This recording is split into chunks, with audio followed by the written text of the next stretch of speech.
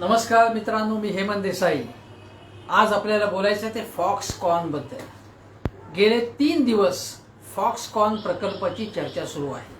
हा प्रकल्प महाराष्ट्रातून गुजरातमध्ये पळवला गेला आणि त्याच्यामुळे शिवसेना म्हणजे उद्धव ठाकरेंची शिवसेना आणि भारतीय जनता पक्ष आणि शिंदे गट यांच्यामध्ये आरोप प्रत्यारोप सुरू आहेत। लोकांना वाटेल की कोणाचं खरं, पण मी आपल्याला या संबंधी सांगतो की काय नेमकं घडलेलं आहे, काय नेमकं घडलं आहे याच्या बातम्या आलेल्या आहेत अनेक, त्याच्यातनं आपल्याला निचोड काढायचा आहे।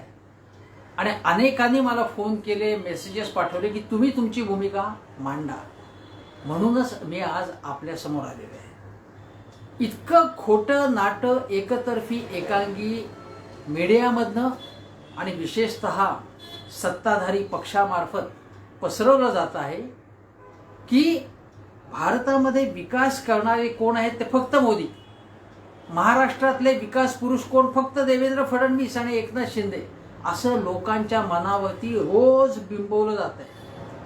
आणि ते कसं धादांत खोटं आहे हे मला सांगायचं आहे। एक लक्षात घ्या तुम्ही की गेल्या 7-8 वर्षामध्ये मोदी सरकार आल्यापासून केंद्रात हे सरकार गुजरातचे हितसंबंध फक्त बघतंय। महाराष्ट्रातले एका पाठोपाठ एक प्रकल्प गुजरातमध्ये दिले जात आहे। एक तर बुलेट ट्रेन प्रकल्प, हा जो प्रकल्प आहे तो मुख्यतः गुजरातसाठी सुरू करण्यात आला, म्हणजे मुंबई अहमदाबाद गाडी। राज ठाकरे म्हणाले होते की अहमदाबादला जाऊन, मुंबईहून अहमदाबादला जाऊन काय करायचंय, ढोकळा खायचा आहे। ते राज ठाकरे आता काही बोलत नाहीत त्या संबंधी। फॉक्सकॉन प्रकल्प गेल्यानंतर ते म्हणाले की राजकारणापलीकडे जाऊन याचा विचार केला पाहिजे। म्हणजे त्यांनी मोदी सरकार असेल किंवा शिंदे फडणवीस सरकारवर तोफ डागली नाही, पण त्यांना लक्षात आलं की हा जो प्रश्न आहे, जो मराठी माणसाच्या नोकऱ्यांशी असलेला निगडीत असलेला प्रश्न, यासंबंधी आपण बोललोच नाही तर काय होईल। पण ते बोलले, पण अतिशय सौजन्य पद्धतीने, सौजन्यशील पद्धतीने, राज ठाकरे शैलीमध्ये बोलले नाहीत। एक घाव दोन तुकडे। खरं म्हणजे हा प्रकल्प गुजरातमध्ये गेल्यानंतर ताबडतोब त्यांनी मोदी सरकार आणि फडणवीस सरकारवरती शिंदे फडणवीस सरकारवर टीका करायला पाहिजे। पण टीका कशी करू शकतील त्यात?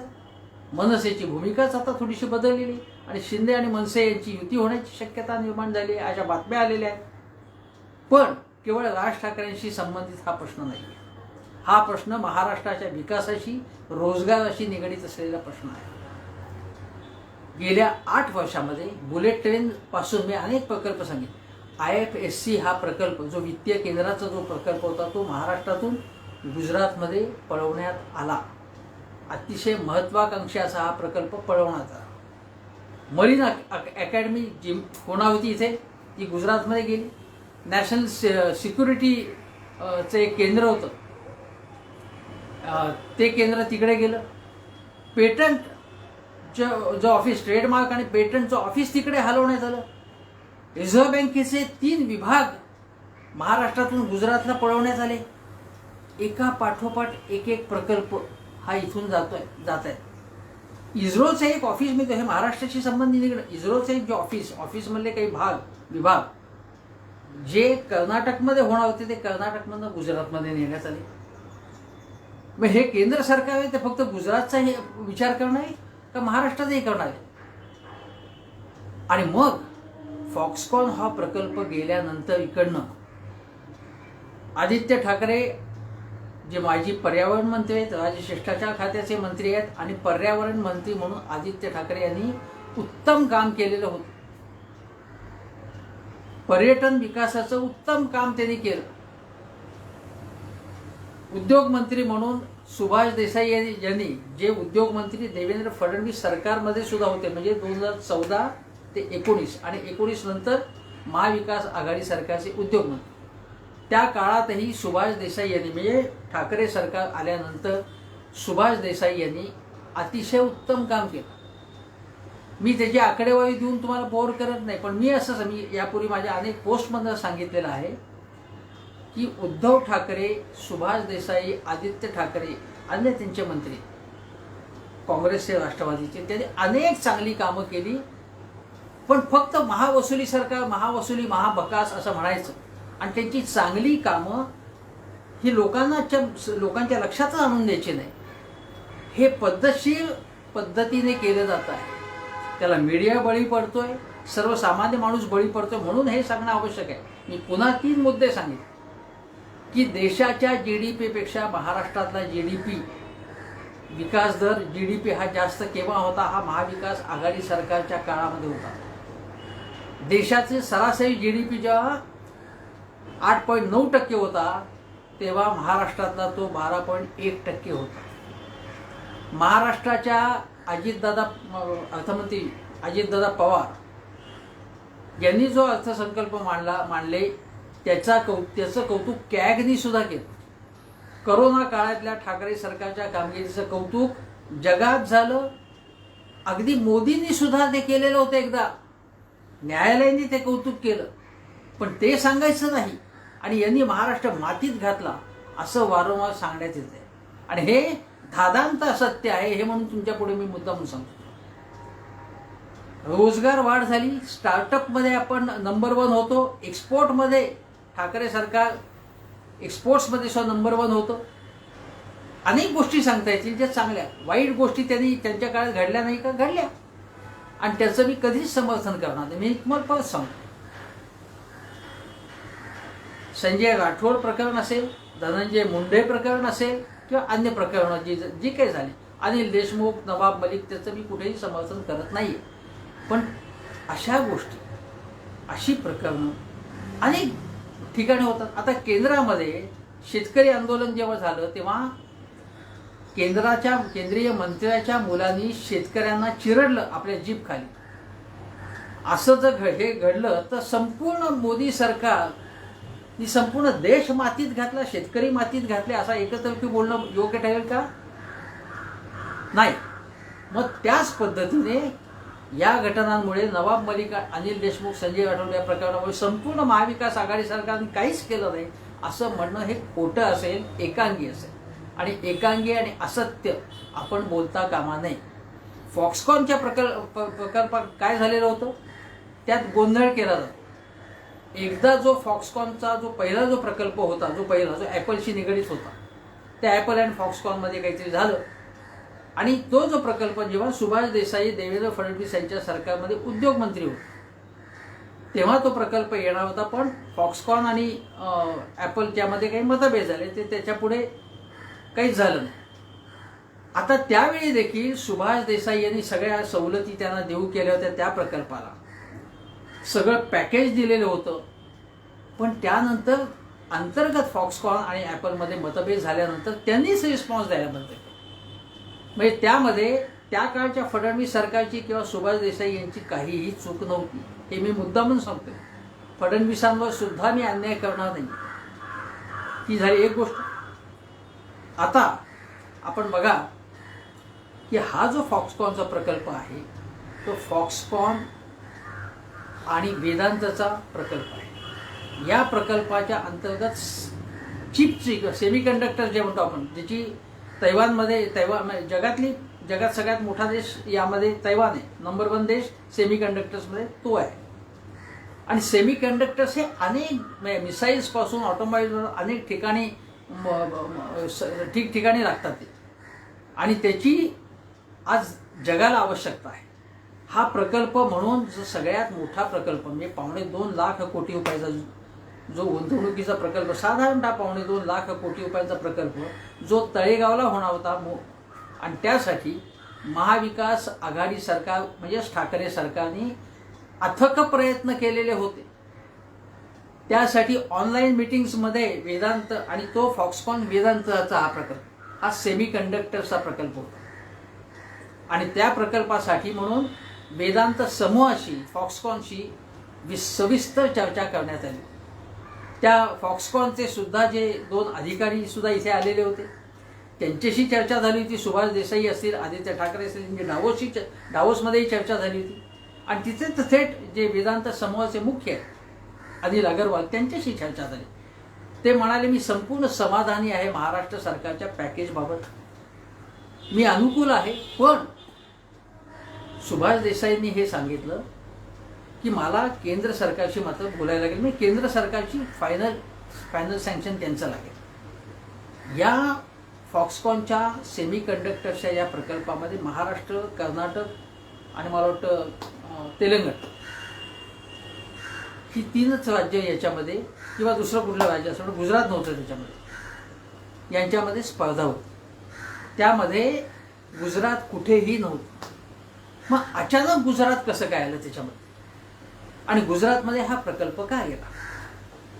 आता हा प्रकल्प गुजरातमध्ये गेल्यानंतर जी घोषणा झाली, मग अनिल अगरवाल काय म्हणाले? ते म्हणाले की त्यांच्या तज्ज्ञांनी प्रोफेशनली हा निर्णय घेतला की त्यांना तो प्रकल्प तिथे जाणं आवश्यक आहे.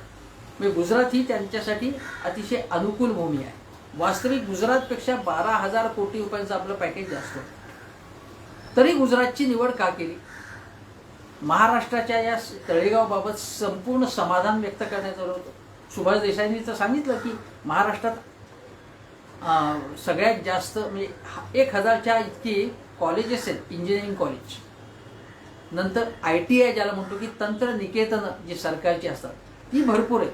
महाराष्ट्रात इंजिनियर्स खूप आहेत. महाराष्ट्रात सगळ्या जगातली गुंतवणूक काय आहे ते कुठलंही सरकार असो जास्तीत जास्त, कारण महाराष्ट्रामध्ये कुशल मनुष्यबळ आहे, जे अन्य राज्यामध्ये असतं मिळतंच असं नाही. हे कुशल मनुष्यबळ महाराष्ट्रात आहे. बंदर आहे इथे, एअरपोर्ट्स आहेत इथे, रस्ते आहेत इथे, म्हणजे द्रुतगती महामार्ग आहे तळेगावच्या लगत, आणि तिकडनं JNPT पटकन माल जाऊ शकतो. अशी सर्व सुविधा असताना अचानक हा प्रकल्प गुजरातला जाणं हे आश्चर्यकारक आहे. आता हा प्रकल्प गुजरातला गेल्यानंतर माझं काय म्हणणं आहे की सुभाष देसाई, आदित्य ठाकरे, स्वतः उद्धव ठाकरे यांनी महाराष्ट्राच्या बाजूची भूमिका घेतली. ती शिंदे फडणवीस सरकारच्या विरोधातली अशी भूमिका नाही. मुख्य भूमिका काय की आमचा प्रकल्प महाराष्ट्राचा, सुप्रियाताई सुळे म्हणाल्या, आमचा प्रकल्प महाराष्ट्राचा जो इथे झाला असता तर हजारो लोकांना, तरुणांना, विशेषतः तरुण तरुणींना नोकऱ्या मिळाल्या असत्या. स्मॉल स्केल इंडस्ट्रीजचा MSME सेक्टर महाराष्ट्रात चांगला आहे. महाराष्ट्रातनं लघुउद्योग, सूक्ष्म उद्योग, मध्यम उद्योग खूप आहेत. पुण्यामध्ये टेल्कोसारखा जेव्हा प्रकल्प झाला तेव्हा त्या आधारे अनेक मध्यमवर्गीय तरुण जे आहेत, जे सगळ्या महाराष्ट्रातले तरुण, ते छोटे छोटे उद्योग कुठे भोसरीला, कुठे खडकीला, कुठे पिंपरी चिंचवडमध्ये टाकले आणि त्यांची भरभराट झाली. ही गोष्ट फॉक्सकॉनमुळे आणखी वाढेल. ती अनेक तरुणांना नोकऱ्या मिळतील, हा त्यांचा प्रश्न आहे. म्हणून माझं असं म्हणणं आहे की फडणवीस असतील, एकनाथ शिंदे यांनी सुद्धा म्हटलं पाहिजे ना की हा प्रकल्प का बाबा गुजरातला गेला आमच्या महाराष्ट्रातनं. सरकार कोणाचं का असे ना, आमच्या मराठी तरुणांना नोकऱ्या मिळाल्या असता का गेला तिकडे? तर मग शिंदे काय म्हणाले, एकनाथ शिंदे, की बघा हा प्रकल्प गेला तो यांनीच नीट फॉलोअप केला नाही. महाविकास आमचं सरकार तर येऊन तो 2च महिने आलेले, पण यांच्या सरकारने जुलै महिन्यामध्ये सरकार आल्यानंतर आता ही गोष्ट आहे ती प्रसिद्धी पत्रकच काढलं होतं आणि स्वतःची पाठ थोपटून घेतली होती की हा फॉक्सकॉनचा प्रकल्प बघा कसा आमच्यामुळे आलेला आहे. तेव्हा उल्लेख ठाकरे सरकारचा नव्हता, बघा आमच्यामुळे कसा आलेला आहे म्हणून. आणि मग हे श्रेय जर तुम्ही घेत होता, जे खरं श्रेय ठाकरे सरकारचं होतं की त्यांनी याचा पाठपुरावा केला होता पूर्णपणे. त्यांनी पॅकेज दिलं होतं, त्यांनी मिटिंग घेतल्या होत्या, त्यांनी प्रत्यक्ष भेट घेतली होती. आता हे सगळं श्रेय स्वतःकडे घेतलं आणि प्रकल्प गेल्यानंतर काय म्हणतात ते की बघा ठाकरे सरकारने पाठपुरावा केला नाही. अरे त्यांनी पाठपुरावा केला नसेल आणि तुम्ही तुमचं म्हणणं आहे की आमच्यामुळे आला, तर तुम्ही जुलैमध्ये तुमचं सरकार आल्यानंतर पाठ थोपटून का घेतली स्वतःची की हा प्रकल्प आलेला आहे महाराष्ट्रात म्हणून. मग आता तो पाठ तुम्ही थोपटून घेतली, तुमचं श्रेय म्हणाला, तर अपश्रेय सुद्धा घ्या ना. मग हा प्रकल्प गुजरातमध्ये गेला तो तुमच्यामुळे असं म्हटलं तर चूक काय त्याच्यात? किती खोटारडे आहेत हे लोक, किती ढोंगी आहेत, किती एकतर्फी बोलतात ते लक्षात घ्या तुम्ही. आता मला सांगा तुम्ही की एकनाथ शिंदे हे उद्धव ठाकरे सरकारमध्ये होते तेव्हा मुंबई महानगरपालिकेचे जे मतदारसंघ आहेत, जे प्रभाग आहेत, ते काय 236 वरून 227 वरती यांनी आणले.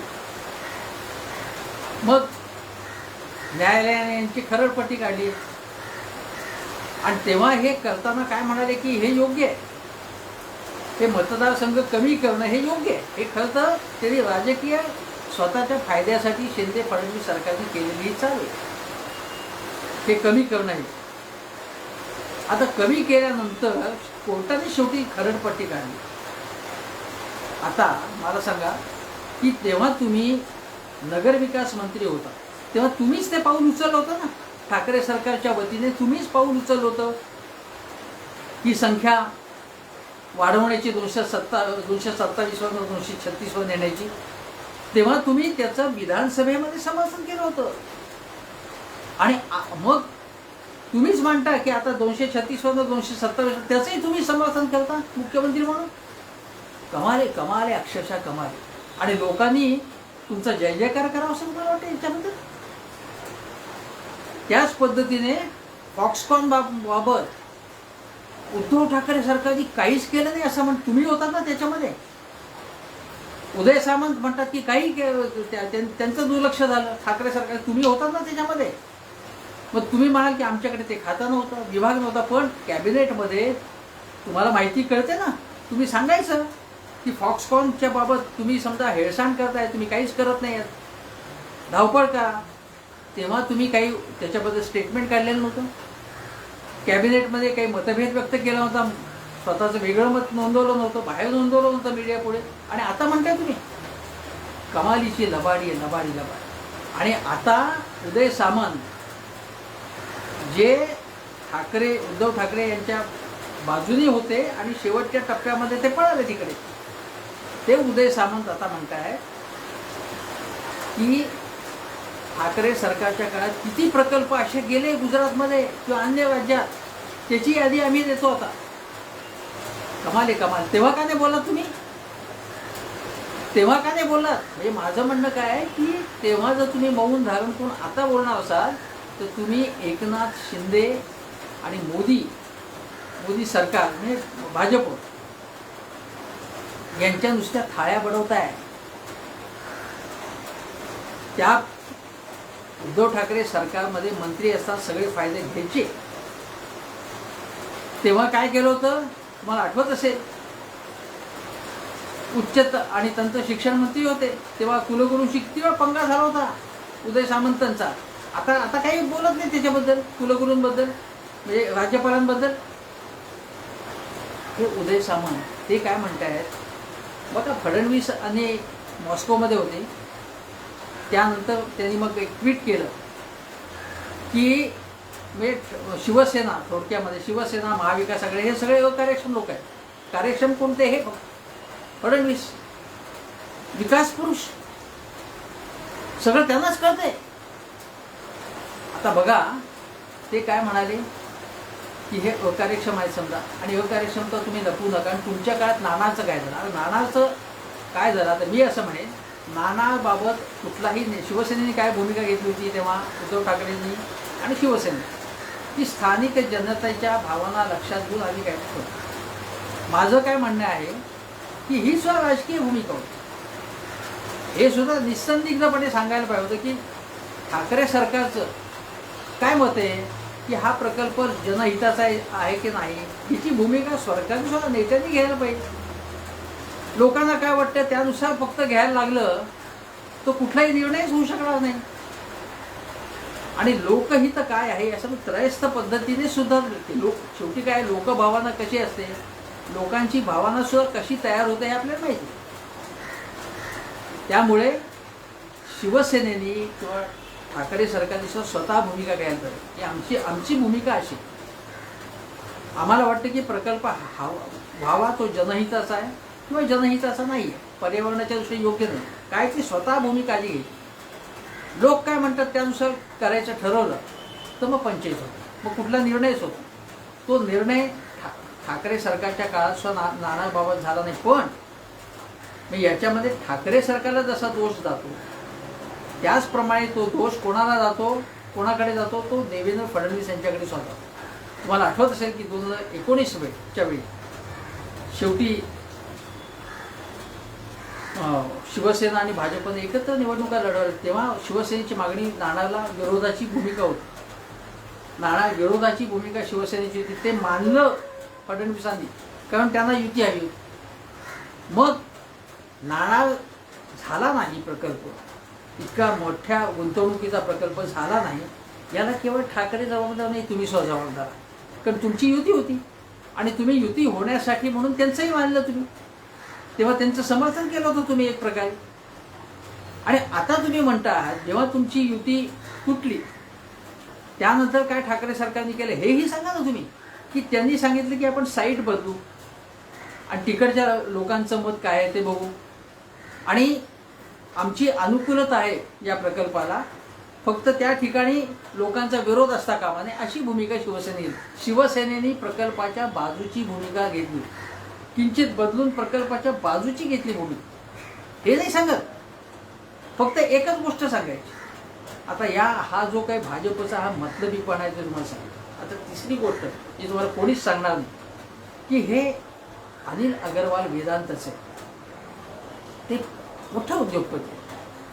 एका चॅनेलनी काय केलं की त्यांची एक जुनी मुलाखत हिंदीमध्ये की दाखवून की अगरवाल कसे शून्यातून त्यांनी विश्व साकारलं वगैरे, त्यांनी त्यांची भलावण करणारी मुलाखत होती, ठीक आहे दाखवा तुम्ही. पण हेच अगरवाल हे सगळ्यात जास्त देणग्या भारतीय जनता पक्षाला या वेदांत समूहाने दिले. इतर पक्षांना दिल्याच नाहीत असं मी म्हणणार नाही. सगळे उद्योगपती, जो माणूस सत्तेवर असतो किंवा सत्तेवर येण्याची शक्यता असते त्या पक्षाला किंवा त्या नेत्यांना त्या पक्षाला देणग्या देतात. पण सगळ्यात जास्त देणग्या भाजपला देणाऱ्यात वेदांत समूह होता, हे लक्षात घ्या. अतिशय महत्त्वाची गोष्ट मी तुम्हाला सांगतोय. अगदी 2014ला त्या 2012ला सुद्धा त्यांनी 20-22 कोटी दिले होते त्या वेदांत समूहात. केन इंडिया, स्टरलाइट आणि अनेक खाणी आणि खाणीशी संबंधित व्यवसाय त्यांच्याकडे जगभर बसवला आहे त्यांचा व्यवसाय, मोठे उद्योगपती येते. पण तुतीकोरीनला तुम्हाला आठवत असेल एक स्टरलाइट इंडस्ट्रीज जो प्रकल्प होता त्या प्रकल्पात प्रचंड प्रदूषण होत होतं म्हणून मोठा जनक्षोभ उसळला आणि मग त्यावेळी जेव्हा गोळीबार झाला त्यात काही जण बळी पडले, मारले गेले.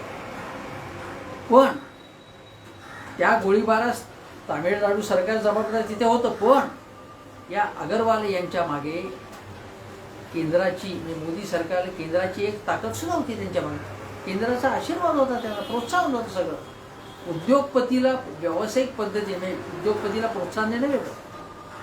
पण जिथे गोळीबार झाला होता, जिथे प्रचंड प्रदूषण झालं होतं त्याबाबत केंद्र सरकारची सुद्धा भूमिका महत्त्वाची हवी होती ना. केंद्र सरकारने अशा प्रकल्पाबाबत सुद्धा ठाम भूमिका का नाही घेतली तेव्हा? का घेतली नसेल? कारण वेदांत समूह आणि मोदी सरकार यांचे संबंध जिव्हाळ्याचे जवळचे, देणग्या मोठ्या प्रमाणात त्यांनी दिलेल्या आहेत. दुसरं तुम्हाला सांगतो, नियमगिरीला एक आंदोलन झालं होतं, ते ॲल्युमिनिया संबंधी. म्हणजे तिथे खाण होती आणि तिकडचा जो आदिवासी समाज होता तो अस्वस्थ होता.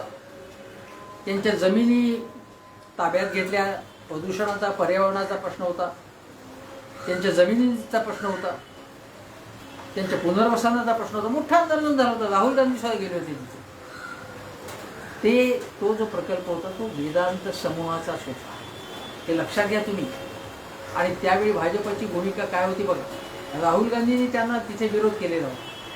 हे सगळं राजकारण आपण लक्षात घ्या. आणि हेच अगरवाल आता काय म्हणतात, ते एकदम महाराष्ट्रामध्ये अशी रिॲक्शन झाल्यानंतर ते लगेच धावपळ उडाली. आधी त्यांनी काय सांगितलं की केंद्र सरकार ठरवे बाबा, आम्हाला फॉक्सकॉनचा हा प्रकल्प जो आहे सेमीकंडक्टरचा महाराष्ट्रात आणायचा. पण शेवटी केंद्र सरकार काय ते ठरवलं, केंद्राने गुजरातमध्ये नेला प्रकल्प. मग एकनाथ शिंदेनी म्हणे मोदींशी बातचीत केली आणि मग मोदींनी काय केलं की अगदी उगी उगी उगी उगी उगी उगी असं केलं आणि एखादं चॉकलेट दाखवा, तुम्हाला याच्यापेक्षा मोठा प्रकल्प तुम्हाला देऊ असं ते म्हणाले. आता मला सांगा तुम्ही की मोदी कोण देणार एखादा प्रकल्प?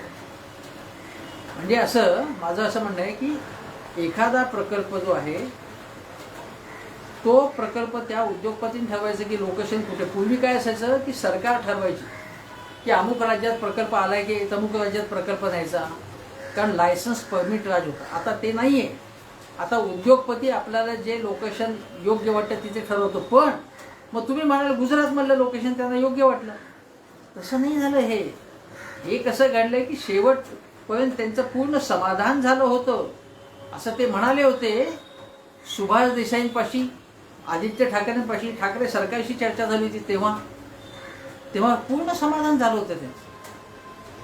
आणि देवेंद्र फडणवीस आणि एकनाथ शिंदे म्हणाले होते ना की आता हा प्रकल्प येतोय म्हणून. त्यावेळी चाव्या फिरल्या. आणि मग अशा वेळी लक्षात येतं की भाजपला सगळ्यात जास्त देणग्या कोणी दिल्या आहेत, त्याचा आणि याचा काही संबंध आहे का असं आपण विचार. त्यांचे संबंध जवळचे आहेत. कारण आता देशात मोदींचं राज्य आहे, भाजपचं राज्य आहे.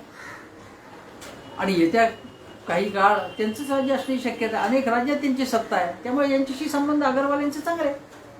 अगरवाल काय म्हणाले की म्हणजे जसं एकनाथ शिंदे म्हणाले की महाराष्ट्रात यापेक्षाही मोठा प्रकल्प, अगरवालही म्हणाले की महाराष्ट्रात एक प्रकल्प आणू, पण तो प्रकल्प हा प्रकल्प एवढा नसणार. तो तुम्ही म्हणताय ना की महाराष्ट्रात का नाही, मग आम्ही देतो तुम्हाला काही, त्याला अर्थ नाही तसं. आणि ते असं म्हणाले की काय म्हणाले लक्षात घ्या, म्हणजे उद्योगपती सुद्धा कशा प्रकारे राजकारण करतात हे लक्षात घ्या. त्यांनी जर फॉक्सकॉन बाबत गुजरात मोदी सरकार यांचं मोदींचं कौतुक केलं, पण अगरवाल साहेब असं म्हणाले की जुलैमध्ये यांनी मीटिंग्स घेतल्या होत्या फडणवीस आणि शिंदे यांनी, त्यांनी पूर्ण सहकार्य आम्हाला दिलं होतं असं ते म्हणाले. हे सांगण्याचं काय कारण नव्हतं. हे राजकीय विधान आहे. मी यासाठी म्हणतोय वेगळी टिप्पणी करून किंवा अशा प्रकारे माहिती प्रस्तुत करण्याचं कारण शिंदे फडणवीस सरकारचा वाईटपणा त्यांना नको आहे. त्यांनी आम्हाला पूर्ण सहकार्य केलं होतं असं ते म्हणताय. ठाकरे सरकारचा उल्लेख करत नाही ते. आता या गोष्टी तुम्ही नीट लक्षात घ्या. वेदांत समूहाने दिलेल्या देणग्या, प्रकल्प गुजरातला नेणं, अगरवाल यांनी शिंदे फडणवीस यांचं एक प्रकारे समर्थन करणं, हे सगळं लक्षात घ्या. हे राजकारण आहे. उद्योगपती सुद्धा कशा प्रकारे राजकारण करतात हे लक्षात घ्या. उद्योगपती देणग्या कशा देतात. आणि शिवाय हे जे बॉन्ड्स आहेत ना, इलेक्शन बॉन्ड्स, त्याचा सर्वाधिक पैसा भारतीय जनता पक्षाला मिळतो. तो उद्योगपतींकडनं मिळतो आणि काही ट्रस्टमधनं मिळतो. या ट्रस्टमध्ये अनेक कंपन्या गुंतवणूक करतात आणि तो ट्रस्ट राजकीय पक्षांना देणग्या देतो. हे लक्षात घ्या तुम्ही. सगळ्यात जास्त, निम्म्यापेक्षा सगळे राजकीय पक्ष एकीकडे आणि भाजप एकीकडे, भाजपला निम्म्यापेक्षा जास्त करोडो रुपयांच्या देणग्या मिळालेल्या आहेत या उद्योगपतींकडे. हे सगळं राजकारण आहे. त्यामुळे हा फॉक्सकॉनचं आहे गोष्ट. आता मी काही मुद्दे राहिले असतील म्हणून तुम्हाला सांगतो. मी सांगितलं तुम्हाला की गुजरातला सगळे प्रकल्प कसे एका पाठोपाठ एक चाललेले आहेत आणि त्याच्याबद्दल महाराष्ट्रातलं भारतीय जनता पक्ष, केंद्रातले भाजप काही म्हणत नाहीत त्याच्याबद्दल. यामध्ये सगळ्यात महत्त्वाचा मुद्दा आहे की शिवसेनेने हा मुद्दा उपस्थित केला. आदित्य ठाकरे तर अतिशय चांगली टीका केली. ते असं म्हणाले की हा प्रकल्प गेला कसा, आमचं सरकार गेल्यानंतर आम्ही काहीच करू शकत नव्हतो, आम्ही तर सगळं अंतिम स्वरूप दिलं होतं त्याला. मग पुढे शिंदे फडणवीस सरकारचं काम होतं, पण ते तर गणपती मंडळांना भेट द्यायला शिंदे गडबडीत होते, फिरत होते सतत. आता नवरात्री येईल, आता ते भटक फिरतील. ते मंत्रालयात बसून काम कोण करणार, फॉलोअप कोण घेणार, मीटिंग्स कोण घेणार, असा प्रश्न आदित्य ठाकरेंनी उपस्थित केला. आणि तो अतिशय योग्य मुद्दा. आता युवासेना आंदोलन करेल, राष्ट्रवादी आंदोलन करेल, हे सगळं ठीक आहे. शिवसेनानी रोजगाराचा म्हणजे फॉक्सकॉनचा प्रकल्प हा फॉक्सकॉनचा म्हणून महत्त्वाचा नाही. हे एक प्रकारे ब्रह्मास्त्र आहे. ब्रह्मास्त्र सिनेमा माहिती आहे आपल्याला की आता सध्या चाललेला आहे, रणवीर आणि आलियाचा सिनेमा. पण हे ब्रह्मास्त्र शिवसेनेने भारतीय जनता पक्षावरती फेकलेलं आहे. आणि ते या अर्थाने महत्त्वाचं असेल की तुम्ही म्हणता ना की महाराष्ट्राचं आम्ही काहीच कल्याण केलं नाही. आता कल्याण करण्यासाठी महाराष्ट्राचं हे तुम्ही आलेला आहात. महाराष्ट्राचे करते धरते आता तुम्ही आहात, तुम्ही तारणहार आहात. मग हा प्रकल्प गेला कसा महाराष्ट्रातनं, आणि तोही गुजरातला गेलेला आहे. गुजरातमध्ये विधानसभेच्या निवडणूक आहेत आता, आणि गुजरातमध्ये भाजप ढोल पिटणार की बघा महाराष्ट्रातनं खेचून आम्ही कसा प्रकल्प आणला. महाराष्ट्रातनं अनेक प्रकल्प मी सांगितले की गुजरातमध्ये नेलेले आहेत. आणि तुम्हाला माहिती असेल तर संयुक्त महाराष्ट्राच्या आंदोलनाच्या वेळी आपल्याला माहिती असेल की मुंबई केंद्रशासित प्रदेश करणं हा केवळ भावनात्मक मुद्दा नाही, तेव्हापासून चाललेला मुंबई राजधानीसाठी मुंबई ही आपली महाराष्ट्राची आहे आणि तीच कायमची राहिली पाहिजे म्हणून महाराष्ट्रात संयुक्त महाराष्ट्र आंदोलन झालं होतं. जे प्रबोधनकार ठाकरे, डांगे, एम सगळे होते ते मराठी माणसाच्या हितरक्षणासाठी. मुंबई आपण राखली आपली. आता मुंबई आणि महाराष्ट्र आपलाच आहे, पण इथले प्रकल्प पळवणं याचा अर्थ काय की केंद्रातले राज्यकर्ते महाराष्ट्राच्या विरोधातलेच नाही का चाललंय हे असं एका पाठोपाठ. मग असं म्हटलं तर फडणवीस म्हणतात की बघा हे शिवसेनावाले भावनात्मक मुद्दे उपस्थित करतात.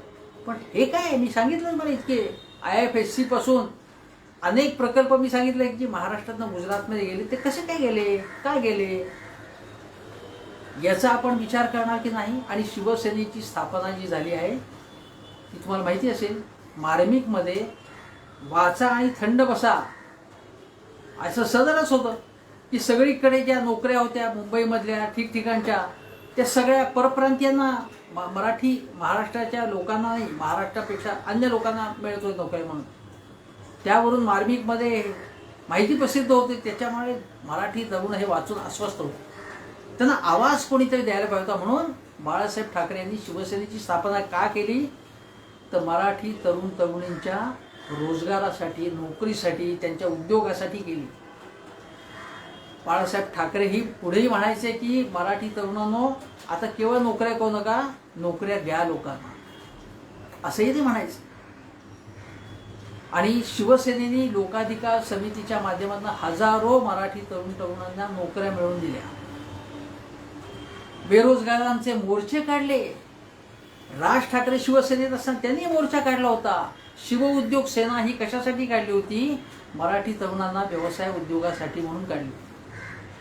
शिवसेनेने रोजगारासाठी अनेक कामं केली, रोजगारासाठी आग्रह धरला. त्यानंतर शिवसेना हिंदुत्वाकडे गेली. भाजप आणि शिवसेना युती असताना विशेषतः हे हिंदुत्व करण्यात आलं.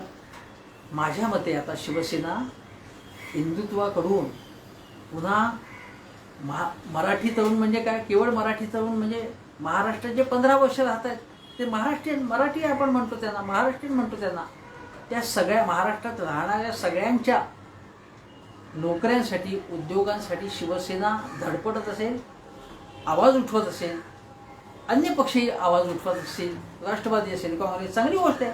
भाजपनेही उठवला पाहिजे. महाराष्ट्राच्या बाजूचा हा आवाज जो आहे, महाराष्ट्राचे प्रकल्प महाराष्ट्रात राहिले पाहिजे, ते पळवले जाता कामा नये.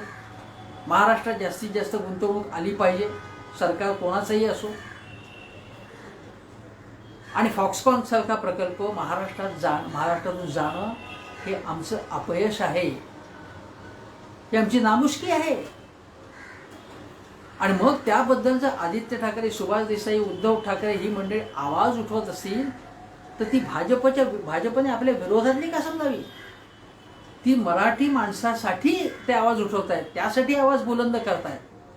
नोकऱ्या, रोजगार हे खरे प्रश्न आहेत, आर्थिक प्रश्न. याकडे शिवसेना परत वळते ही अतिशय चांगली गोष्ट आहे. केवळ हिंदुत्व न करता पहिल्यांदा पोटा पाण्याचे प्रश्न तर सुटले पाहिजेत ना. त्या पोटा पाण्याच्या प्रश्नांना शिवसेना भिडती आहे, ही अतिशय उत्तम गोष्ट आहे. आणि माझ्या मते फॉक्सकॉन पासून फॉक्सकॉन पर्यंत थांबता कामा नये. याच्या पुढच्या काळामध्ये मराठी तरुणांना रोजगार मिळावा, तो सरकारी नोकऱ्या मिळाव्यात, सरकारी उपक्रमात मिळावा, पण खाजगी उद्योगधंद्यात सुद्धा मराठी तरुणांना रोजगार मिळावा.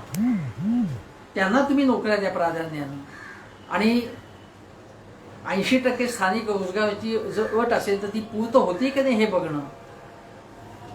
मराठी उद्योगांचे प्रश्न हाती घेणं, उद्योजकांचे, हे सगळं झालं पाहिजे. आरोप प्रत्यारोपात काही साध्य होणार. आणि मी तुम्हाला सांगतो की उदय सामंत किंवा अन्य कोणी म्हणत असतील की उद्योजकांकडून खंडणी वसूल केली जाते, तर होय, बोले गेले कित्येक वर्ष अनेक उद्योजक महाराष्ट्रामध्ये आमच्याकडनं हप्ते वसुली केली जाते, ब्लॅकमेलिंग केलं जातं, धमक्या दिल्या जातात, पैसे उकळले जातात हे म्हणता आहेत. आणि यामध्ये सगळ्या पक्षांचे लोक जबाबदार आहेत. केवळ एकच पक्ष तुम्हाला म्हणता येणार नाही. हे थांबलंच पाहिजे. आणि हे आता एकनाथ शिंदे आणि फडणवीस सरकार त्यांनी थांबवावे. उद्योजकांना हा जो त्रास दिला जातो तो थांबला पाहिजे. उद्योजकांना जो इन्स्पेक्टर राजचा त्रास होत असेल अजूनही, तर तो थांबला पाहिजे. हे प्रश्न शिवसेनेने म्हणजे ठाकरे यांच्या शिवसेनेने हाती घ्यावे. पण फॉक्सकॉन प्रकरणामुळे हा प्रकल्प गेल्यावरती मग नाणाचं काय? मग इतके प्रकल्प गेल्या 2.5 वर्षामध्ये ठाकरे सरकारचे कसे दुसरीकडे गेले, हे त्याचं उत्तर नाही. फॉक्सकॉनचा प्रश्न आहे, त्याचं उत्तर द्या तुम्ही. तुम्हाला सगळे सण उत्सव जोशात करा असं जे तुम्ही म्हणताय, ठीक आहे, पण दहीहंडीच्या उत्सवामध्ये काही जण जखमी झाले, हकनाक. काही जणांच्या अतिशय दुर्दैवी कारणात एक जण तर गेला. आवाजामुळे लोकांचे कान लोक बहिरे होण्याची पाळी आली होती गणपतीमध्ये. त्याबद्दल काहीही केलं नाही तुम्ही. जा जोशात करा, दवंड्या ढोलपिटा मोठमोठे, तुम्हाला काही पडलं नाही त्याचं. म्हणजे जणू काय आम्ही फक्त हिंदुत्वासाठी धर्मासाठी आम्ही कसं काय करतोय. अरे करा, तुम्हाला काय करायचं ते करा. पोटा पाण्याचे प्रश्न पत्र सोडा. मराठी तरुणांना नोकऱ्या नाहीत, भाव एवढे वाढतात प्रत्येक गोष्टीचं, खाणार काय? खाण्याचे प्रश्न सोडा. आणि या खाण्याच्या पोटा पाण्याच्या प्रश्नांना उद्धव ठाकरे यांची शिवसेना आणि आदित्य ठाकरे यांच्यासारखे तरुण आणि सुभाष देसाई यांच्यासारखे 80 वर्षांचे तरुण हे भेटत आहेत. याबद्दल मी त्यांचं मनापासून अभिनंदन करतो. आणि शिंदे फडणवीस यांनी सुद्धा महाराष्ट्राचं हित जपावं. केवळ मोदी आणि भाजप यांचं हित जपण्यापेक्षा किंवा गुजरातचं हित जपण्यापेक्षा महाराष्ट्राचं हित जपावं. म्हणजे गुजरात विरुद्ध महाराष्ट्र असा जो काही संघर्ष अनेक वर्षांपूर्वी झाला होता. बडे भांडवलदार सगळे जे होते, व्यापारी होते मुंबईमधले, हे सगळे गुजरातच्या बाजूने होते, गुजरातच्या हितासाठी, म्हणजे स्वतंत्र गुजरातच्यासाठी. आणि मुंबई आम्हाला मिळावी, गुजरात आम्हाला म्हणजे गुजरातला मिळावी म्हणून धडपड होते. तो संघर्ष होता तेव्हाचा, तो आपण पूर्णपणे फाईट केला. तो संघर्ष जो होता, केवळ आपण मुंबई आपली राखली, मुंबई आपलीच आहे आणि होती. आता पुन्हा संघर्ष करायची वेळ आली आहे का? या जी काही लॉबी आहे सगळी, जी केवळ गुजरातचं हित साधते, त्यांच्याशी संघर्ष करायची वेळ आली का? आणि मुंबई महानगरपालिकेच्या निवडणुकीमध्ये सुद्धा हा मुद्दा येणार, कारण तो मराठी आणि महाराष्ट्रीयन तरुणांच्याशी निगडीत असलेला प्रश्न आहे. आम्हाला हिंदुत्वापेक्षा पोटा पाण्याचे प्रश्न महत्त्वाचे वाटतात. हे या निवडणुकीत सुद्धा लोक सांगतील, मतदार सांगतील. आणि महाराष्ट्रात राहून गुजरातचं हित कोणी साधत असेल तर त्याचाही सर्वसामान्य लोकांनी विचार केला पाहिजे.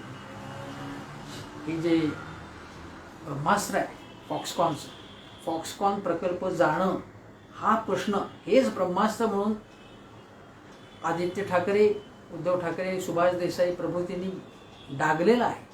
ती अतिशय चांगली गोष्ट आहे.